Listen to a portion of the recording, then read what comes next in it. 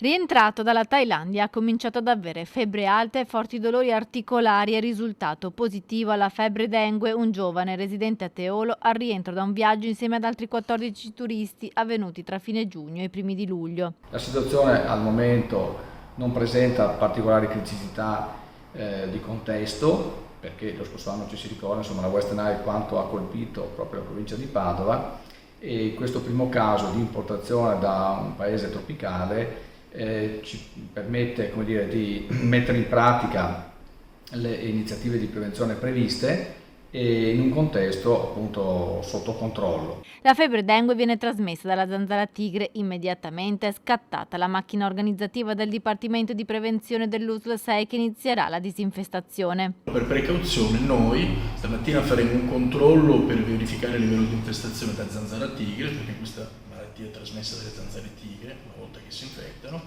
e se risulterà il controllo positivo, quindi ci saranno zanzare, già a partire da questo pomeriggio con gli interventi larvicidi porta a porta di bonifica e larvicidi in pubblica via, e poi stasera, domani sera, venerdì sera, adulticidi, sempre parliamo degli spazi pubblici, si interverrà con gli interventi appunto straordinari di disinfestazione. La zanzara tigre, infatti, se punge un soggetto infetto può a sua volta contagiare altre persone. Il giovane di Teolo è sempre rimasto a casa, attualmente si trova in isolamento fiduciario e fortunatamente non presenta sintomi severi. Viene trasmessa, dicevo, dalla zanzara tigre. I sintomi principali sono febbre, artralgie, che possono essere anche abbastanza fastidiose, infatti viene detta febbre spaccaossa anche. In chi purtroppo ha la sfortuna di ribeccarla, ci sono 4 tipi di virus dengue, 1, 2, 3, 4. Uno che prende l'1, diciamo, e poi si prende successivamente il 2 e ha maggiore rischio di contrarre delle condizioni chimicamente importanti. Dall'USL 6 le raccomandazioni di adottare tutte le precauzioni domestiche per difendersi dalle zanzare,